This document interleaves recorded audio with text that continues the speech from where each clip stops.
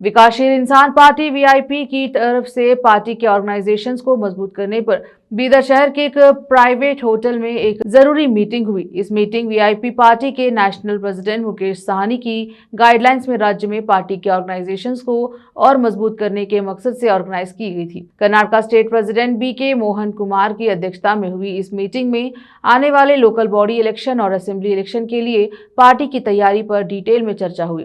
Meeting में नेताओं ने राज्य भर में पार्टी के ऑर्गेनाइजेशंस को बढ़ाने, नए मेंबर्स जोड़ने, वर्कर्स को एकजुट करने और लोगों के मुद्दों को ध्यान में रखकर सरकार के खिलाफ लड़ने की स्ट्रैटेजी पर अपने विचार शेयर किए। इसके अलावा पार्टी की भविष्य की पॉलिटिकल, एग्जीक्यूटिव और इलेक्शन की तैयारियों पर भी चर्चा हुई।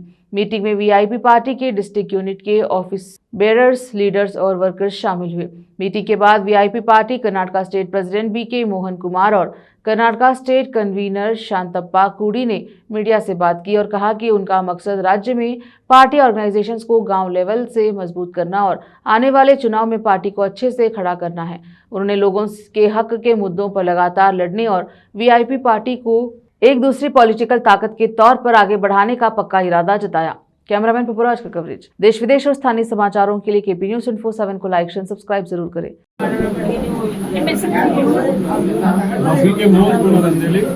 ವಿಕಾಸಶೀಲ ಇನ್ಸಾನ್ ಪಾರ್ಟಿಯ ರಾಜ್ಯಾಧ್ಯಕ್ಷರಾಗಿ ಇವತ್ತು ಬೀದರ್ ಜಿಲ್ಲೆಯಲ್ಲಿ ಸಂಘಟನಾ ಕಾರ್ಯಕ್ರಮಕ್ಕಾಗಿ ಇವತ್ತು ನಾವು ಇಲ್ಲಿ ಬಂದಿದ್ದೇವೆ।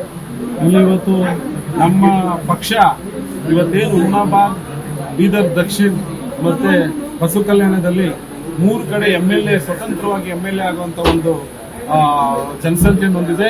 ಆದ್ರೆ ಇವತ್ತು ಬೀದರ್ ಜಿಲ್ಲೆನಲ್ಲಿ ನಮ್ಮದು ಯಾವುದೇ ಒಬ್ಬ ಎಂಎಲ್ಎ ಇಲ್ಲ।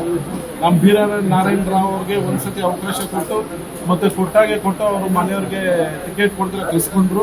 ಅದೇ ರೀತಿಯಾಗಿ ಇವತ್ತು ರಾಜ್ಯಾದ್ಯಂತ ನಾವು ಬೀದರಲ್ಲಿ 3 ಕ್ಷೇತ್ರ ಗುರುತಿಸಾಗೆ ನಾವೊಂದು 60 ಕ್ಷೇತ್ರ ನಾವು ಗುರುತು ಮಾಡಿದೀವಿ। 60 ಕ್ಷೇತ್ರಗಳಲ್ಲಿ ನಮ್ಮ ಸಮಾಜ ಮತ್ತು ಹಿಂದುಳಿದ ನ್ಯಾಯ ಮತ್ತು ಅವರ ಧ್ವನಿ ಆಗಿ ನಾವು ಕೆಲಸ ಮಾಡಲಿಕ್ಕೆ ಇವತ್ತು ವಿಕಾಸಶೀಲ ಇನ್ಸಾನ್ ಪಾರ್ಟಿನ ನಾವು ತಗೊಂಡಿದ್ದೀವಿ। ಇವತ್ತು ನಮ್ಮ ರಾಜ್ಯದಲ್ಲಿ ಸ್ವತಂತ್ರವಾಗಿ ನಾವು 25 ಕ್ಷೇತ್ರಗಳಲ್ಲಿ ಗೆಲ್ಲುವಷ್ಟು ಜನಸಂಖ್ಯೆ ಇದೆ। ಆದ್ರೆ ನಮ್ಮ ಸಮಾಜದ ಒಬ್ಬ ಎಂಎಲ್ಎ ಇಲ್ಲ, ಒಬ್ಬ ಎಂಎಲ್ಎ ನಮ್ಮ ಸಮಾಜದಲ್ಲಿ ಇವತ್ತು ಗುಲ್ಬರ್ಗದಲ್ಲಿ 6.5-7 ಲಕ್ಷ ಜನ ಇದೆ, ಆದ್ರೆ ಒಂದೇ ಒಂದು ಟಿಕೆಟ್ ಕೊಟ್ಟಿಲ್ಲ। ಮತ್ತೆ ಯಾದಗಿರಿನಲ್ಲಿ ಕೊಟ್ಟರೇನು ಅಲ್ಲಿ ನಮ್ಮ ಎಂಎಲ್ಎ ಬಂದಿಲ್ಲ। ಇನ್ನು ಸಿಂದಗಿ, ಬಿಜಾಪುರ್, ಇದು ಬಾಗಲಕೋಟ್ ಎಲ್ಲ ಒಂದು ತಾಲೂಕುಗಳು ಮತ್ತೆ ಜಿಲ್ಲೆಗಳಲ್ಲಿ ನಮ್ಮ 25ರಿಂದ 30 ಎಂಎಲ್ಎಗಳ ಈ ಸತಿ ನಾವು ಮಾಡಬೇಕು ಅಂತ ಹೇಳಿ ವಿಕಾಸಶೀಲ ಇನ್ಸಾನ್ ಪಾರ್ಟಿಯಿಂದ ತೀರ್ಮಾನ ಮಾಡಿದ್ದೀವಿ। ಅದರ ಪೂರ್ವಭಾವಿ ಸಭೆಯಾಗಿ ಇವತ್ತು ನಾವು ಬೀದರ್ ನಗರಕ್ಕೆ ಬಂದಾಗ ಅಭೂತಪೂರ್ವ ಯಶಸ್ಸಾಯ್ತು ಕಾರ್ಯಕ್ರಮ। ಎಲ್ಲ ಲೀಡರ್ಸ್ ಇವತ್ತು ನಮ್ಮ ಸಮಾಜದ ಎಲ್ಲ ಲೀಡರ್ಸ್ ಇವತ್ತಿಲ್ಲಿ ಸೇರಿದ್ರು। ಎಲ್ಲ ಪಕ್ಷಗಳನ್ನ ಬಿಟ್ಟು ಇವತ್ತು ವಿಕಾಸಶೀಲ ಇನ್ಸಾನ್ ಪಾರ್ಟಿಗೆ ಬೆಂಬಲ ಕೊಡ್ತೀವಿ, ನಮ್ಮ ಮತ ನಾವು ಹಾಕೊಂತೀವಿ, ನಾವೇ ಆಳೋ ಜಾಗದಲ್ಲಿ ಹೋಗಿ ಕುತ್ಕೊಂತೀವಿ ಅಂತ ಹೇಳಿ ಎಲ್ಲರೂ ಘೋಷಣೆ ಮಾಡಿಕೊಂಡು ಅಂಬಿಗರ ಚೌಡಯ್ಯನ ಕಾನೂನು ಮೇಲೆ ಪ್ರಮಾಣ ಮಾಡ್ಕೊಂಡಿದ್ದೀವಿ।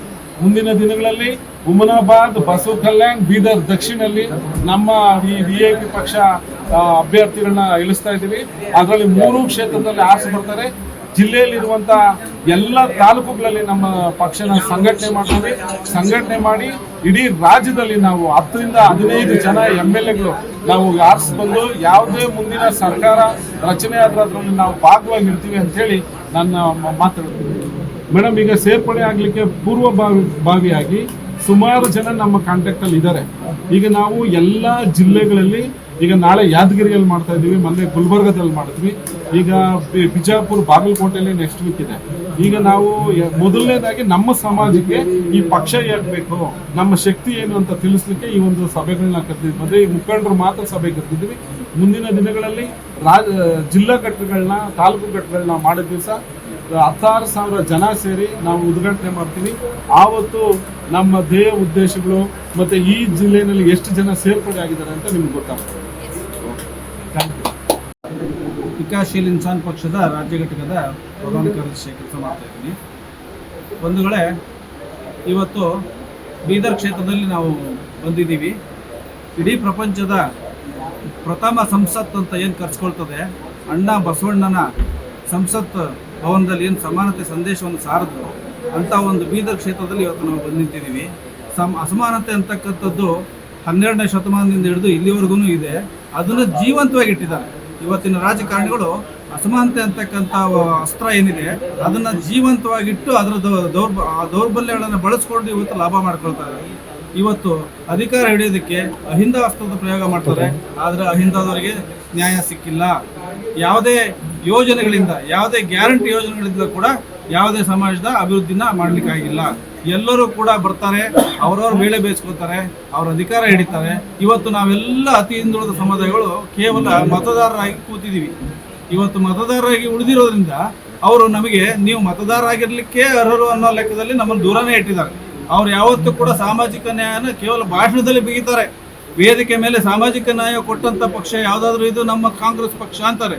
ಬಿಜೆಪಿ ಅವರು ಸಾಮಾಜಿಕ ನ್ಯಾಯ ಅಂತ ಹೇಳಿ ಸಮಾಜದವರಿಗೆ ಕೆಲವರಿಗೆ ಕರೆದು ಅಧಿಕಾರ ಕೊಟ್ಟು ಅವ್ರ ಮುಖಾಂತರ ಆ ಸಮಾಜಕ್ಕೊಂದು ಸಂದೇಶ ಕೊಡ್ತಾರೆ.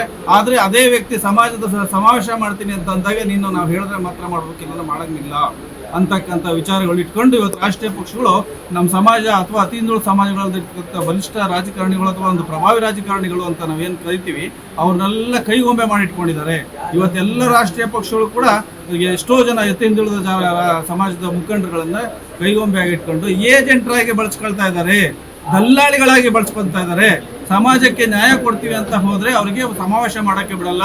ಒಂದು ಸಂಘದ ಒಂದು ಸಣ್ಣ ಸಭೆ ನಡೆಸಬೇಕು ಅಂತಂದ್ರೆ ಅವರು ಆಜ್ಞೆ ಮಾಡಿದ್ರೆ ಮಾತ್ರ ಸಭೆಗಳಾಗ್ತದೆ. ಇಲ್ಲ ಅಂದ್ರೆ ನಮ್ಮನ್ನ ಸಂಘ ಸಂಸ್ಥೆಗಳಲ್ಲಿ ಒಡೆದು ಚಿಂದಿ ಚಿತ್ರಾನ್ನ ಮಾಡಿದ್ದಾರೆ. ನಮ್ಮ ಸಂಘ ಸಂಸ್ಥೆಗಳಲ್ಲೂ ಕೂಡ ಯಾವುದೋ ಒಂದು ಅನುದಾನ ಕೊಡಲ್ಲ. ಇವತ್ತು ಎಷ್ಟೋ ತಾವೆಲ್ಲ ಗಮನಿಸಿದಿರಾ, ಎಷ್ಟೋ ಹಿಂದುಳಿದ ಜಾತಿಗಳ ನಿಯಮಗಳಿದಾವೆ, ಎಷ್ಟು ಪ್ರಾಧಿಕಾರಗಳಿದಾವೆ, ಎಷ್ಟು ದುಡ್ಡು ಅನುದಾನ ಬಿಡುಗಡೆ ಆಗ್ತದೆ ಸರ್ಕಾರದಿಂದ.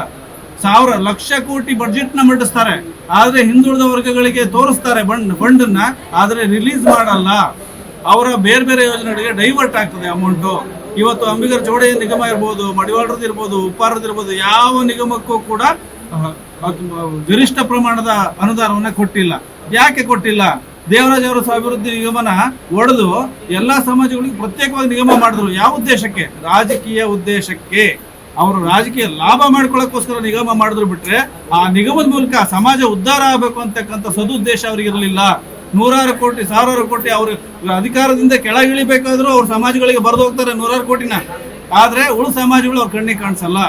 ಅವ್ರ ಸಮಾಜಗಳಿಗೋಸ್ಕರ ಅವ್ರು ಮುಖ್ಯಮಂತ್ರಿ ಆಗ್ತಾರೆ, ಅವ್ರ ಸಮಾಜಗಳಿಗೋಸ್ಕರ ಅಹಿಂದ ಬಳಸ್ಕೊತಾರೆ, ಅವರ ಸಮಾಜಕ್ಕೋಸ್ಕರ ಗ್ಯಾರಂಟಿ ಯೋಜನೆಗಳು ಬಳಸ್ಕೊತಾರೆ.